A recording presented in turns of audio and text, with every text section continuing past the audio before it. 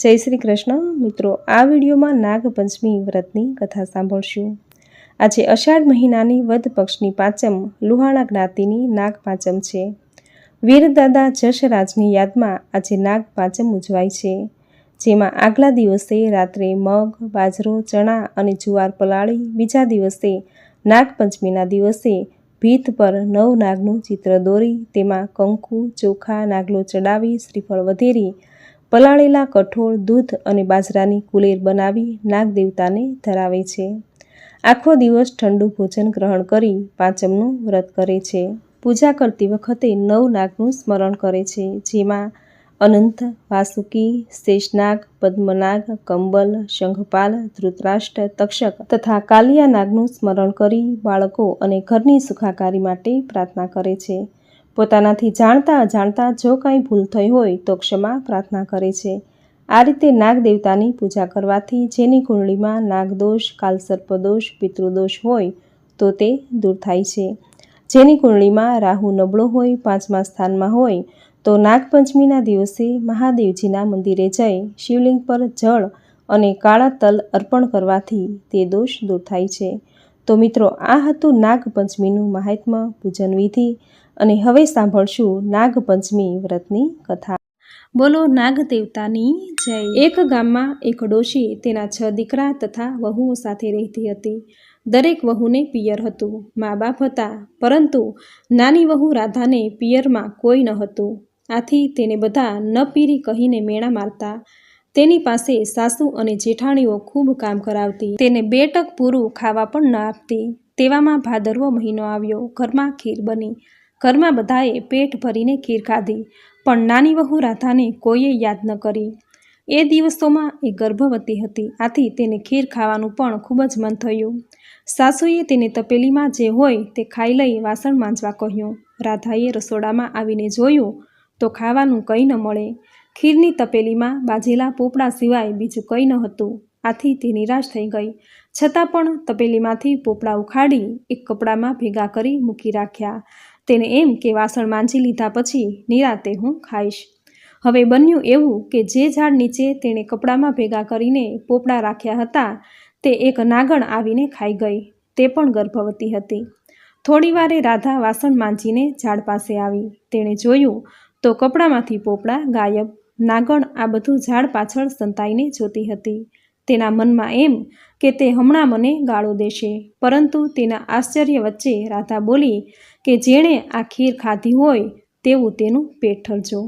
આ સાંભળીને નાગણ તો ખૂબ જ ખુશ થઈ ગઈ। તેણે રાધાને મનુષ્ય રૂપમાં દર્શન આપતા કહ્યું કે બહેન, હું તારાથી ખૂબ જ ખુશ થઈ છું। બોલ બહેન, તને કઈ વાતનું દુઃખ છે? તારું દરેક દુઃખ હું ટાળીશ। તેના જવાબમાં રાધાએ પોતાનું દુઃખ વ્યક્ત કરતાં કહ્યું કે માં, મારા પિયરમાં કોઈ સગું નથી, એટલે સૌ મને મેણા મારે છે। વળી થોડા દિવસમાં મારો ખોળો ભરાવાનો છે। મારે કોઈ ભાઈ પણ નથી, હું કોને ખોળો ભરવા બોલાવું? આટલું બોલતાં તેની આંખમાંથી આંસુ આવી ગયા।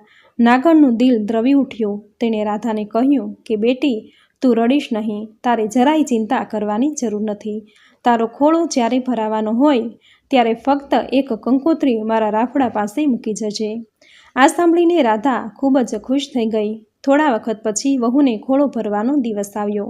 જેઠાણીઓ નાની વહુ રાધાને મેણા મારવા લાગી કે અલીબાઈ, પિયરમાં તો કાળું કૂતરું નથી, તો પછી એને ખોળો શેનો ભરવાનો? આ સાંભળી નાની વહુ દુઃખી થઈ ગઈ। તેણે સાસુને વિનંતી કરી કે મારા પિયરમાં દૂરના એક સગા છે, મારે એને કંકોત્રી મોકલવી છે, આથી મને કંકોત્રી લખી આપો। સાસુએ ના છૂટકે મોટી વહુ આગળ 2 ચબરખીના 2 અક્ષરો પડાવી નાની વહુને આપ્યા। રાધા ખુશ થતી કંકોત્રી લઈ રાફડા પાસે આવી પહોંચી અને ત્યાં મૂકીને મનોમન પ્રાર્થના કરી ઘેર પાછી ફરી। ખોળો ભરાવાનો સમય થયો એટલે જેઠાણીઓ અંદર અંદર મશ્કરી કરતાં કહેવા લાગી કે અલીબાઈ, આજે તો નાની વહુ તરફથી આપણને પેરાણીમાં ખૂબ સરસ ઘરેણાં અને વસ્ત્રો મળવાના છે। તેના પિયરિયા તો ગાડું ભરી ભરીને બધું લાવવાના છે। નાની વહુ આ સાંભળીને હતાશ બની ગઈ અને મનોમન નાગ દેવતાને પ્રાર્થના કરવા લાગી। ત્યાં તો સાચે સાચ દૂરથી ગાડાનો અવાજ સંભળાવા લાગ્યો। સૌ કોઈ એકી ટશે તે દિશામાં જોઈ રહ્યા। થોડી વારે ગાડા આંગણામાં આવીને ઊભા રહ્યા અને એમાંથી રૂપ રૂપના અંબાર સમી નાગણ, નાગદેવતા અને નાગકુમારો ઉતરવા લાગ્યા. તેની પાછળ 2 નોકરો સોનાની પેટીઓ લઈને ઉતરવા લાગ્યા. તેની પાછળ અન્ય ગાડા પણ આવીને ઊભા રહ્યા. નાની વહુ રાધાનો ખોળો નાગકુમારોએ ધામધૂમથી ભરાવ્યો. દરેકને પહેરામણીમાં સોના, રૂપા, હીરા, માણેકના દાગીના, મહામૂલા વસ્ત્રો વગેરે આપીને ખુશ કરી દીધા. ખોળો ભરાઈ ગયા પછી નાગણીએ સાસુને કહ્યું કે વેવાણ, મારી દીકરીને હવે વિદાય આપો. સુવાવડ પતી ગયા પછી સગવડે હું એને જાતે આવીને મૂકી જઈશ. સાસુ બિચારા શું બોલે, આ તો બધું જોઈને હબકી ગયા હતા. નાગણ નાની વહુને લઈને વિદાય થઈ. નાની વહુ નાગણ સાથે ગઈ તો ખરી, પણ મનમાં એને મૂંઝવણ થઈ કે આ નાગણ એને ક્યાં લઈ જશે. પરંતુ એની શંકાનું નિવારણ આવી ગયું. દર આગળ આવીને નાગણે હાથ ફેરવતા નીચેથી જમીન ખસી અને ભોંયરું દેખાયું. એ ભોંયરામાં થઈને તેઓ મહેલમાં આવ્યા. રાજાના કરતાં પણ ભવ્ય એવો મહેલ જોઈને રાધા તો આશ્ચર્ય પામી. નાગણે તેને કહ્યું કે રાધા, તારે અહીં કશું જ કામ કરવાનું નથી. ખાઈ પી અને હિંડોળા પર ઝૂલવાનું છે. હા, ફક્ત તારે એટલું જ કામ કરવાનું છે કે સવાર, બપોર અને સાંજે આ રૂપાની ઘંટડી વગાડીને આ બધા જ નાગકુમારોને ભેગા કરીને દૂધ પાવાનું છે. નાની વહુએ આ કામ સહર્ષ સ્વીકારી લીધું. દિવસો પસાર થવા લાગ્યા. એક શુભ દિવસે તેને દેવ જેવો દીકરો અવતર્યો. બધા રાજીના રેડ થઈ ગયા. છોકરો ધીરે ધીરે મોટો થવા લાગ્યો. એક દિવસ રાધા કંઈ કામ અંગે દૂધને વાસણમાં ઠારવા મૂકી બીજા ઓરડામાં ગઈ. છોકરો રમતો રમતો ત્યાં આવી ચડ્યો અને તેણે રૂપાની ઘંટડી લઈને વગાડવા માંડી. ઘંટડીનો અવાજ સાંભળી નાગકુમારો દોડતા આવી પહોંચ્યા. તેમને જોઈ છોકરો તો બી ગયો અને તેના હાથમાંથી ઘંટડી છૂટી ગઈ અને 2 નાગકુમારોના પૂંછડા પર પડી. આથી નાગકુમારોના પૂંછડા કપાઈ ગયા. બીજા નાગકુમારો દૂધ પીવા ગયા તો દૂધ ગરમ હતું, આથી તેમના મોઢા દાઝી ગયા. નાગકુમારો બાંડિયા અને બૂચિયા થઈ જતા છોકરા પર ખૂબ ગુસ્સે ભરાયા અને તેને કરડવા દોડ્યા. એટલામાં રાધા આવી પહોંચી અને છોકરાને તેણે બચાવી લીધો. નાગકુમારોની આવી દશા જોઈ તેને ખૂબ દુઃખ થયું, પણ તે નાના છોકરાઓને શું કહી શકે. નાગણીએ નાગકુમારોને શાંત પાડ્યા, પણ તેના મનમાંથી દાજ ગઈ નહીં. થોડા દિવસ પછી નાની વહુને સારો દિવસ જોઈ મનગમતી પહેરાણી આપી વિદાય કરી. સાસરીમાં નાની વહુ હવે માનીતી થવા લાગી. આથી તેની જેઠાણીઓ તેના પર દાજે બળવા લાગી. નાગકુમારો પણ નાની વહુના છોકરા પર દાજે ભરાયા હતા. આથી તેને કરડવા માટે તેના ઘેર આવી પહોંચ્યા અને ઘંટી નીચે સંતાઈ ગયા. એટલામાં નાની વહુ પાણીનું બેડું ભરીને આવી. ઉંબરામાં આવતા તેને ઠેસ વાગી અને તે પડતા પડતા બોલી કે ખમ્મા મારા બાંડિયા બુચિયા વીરને. આ સાંભળી નાગકુમારો વિચારમાં પડી ગયા કે બહેન કેટલી સારી છે, હજી પણ આપણને યાદ કરે છે. આ રીતે તેમને 2-3 વાર અનુભવ થયો. બહેનનો આટલો બધો પ્રેમ જોઈ એના છોકરાને કરડવાનો તેમણે વિચાર માંડી વાળ્યો અને તેઓ ચૂપચાપ ત્યાંથી ચાલ્યા ગયા. એક દિવસ નાની વહુના છોકરાએ જેઠાણીના છોકરાના દૂધની તાસળી ઢોળી નાખી. આથી તે ગુસ્સે થઈ અને છણકો કરતા બોલી કે અમારા છોકરાનું દૂધ ઢોળાવીને તમારા હાથમાં શું આવ્યું? તમે તો મોટા ઘરના છો, તે તમે ગાયો ભેંસો કાલે વસાવી શકશો, પણ અમે ક્યાંથી લાવી શકવાના? આ સાંભળી નાની વહુને ખૂબ દુઃખ થયું અને એ જ દિવસે છોકરાને લઈને નાગ માતા પાસે આવી પહોંચી અને પોતાના દુઃખની વાત કહી સંભળાવી. નાગ માતાએ તેને આશ્વાસન આપી અને બીજા દિવસે નાગકુમારોને ગાયો લઈને તેની સાથે મોકલી આપ્યા. તેમાંથી કેટલીક ગાયો જેઠાણીઓને પણ આપી. આથી તેઓ ખૂબ ખુશ થઈ આખા ઘરમાં આનંદ છવાઈ ગયો. હે નાગ દેવતા, તમે જેવા નાની વહુને ફળ્યા તેવા તમારું આ વ્રત કરનારને, વ્રતની કથા વાંચનારને, સાંભળનારને, કહેનારને સૌને ફળજો. સૌની મનોકામના પૂર્ણ કરજો. જય નાગ દેવતા. તો મિત્રો, આ હતી નાગપંચમી વ્રતનું મહાત્મ્ય અને વ્રતની કથા. આપણા હિન્દુ ધર્મમાં નાગને કાળનું રૂપ કહેવાય છે.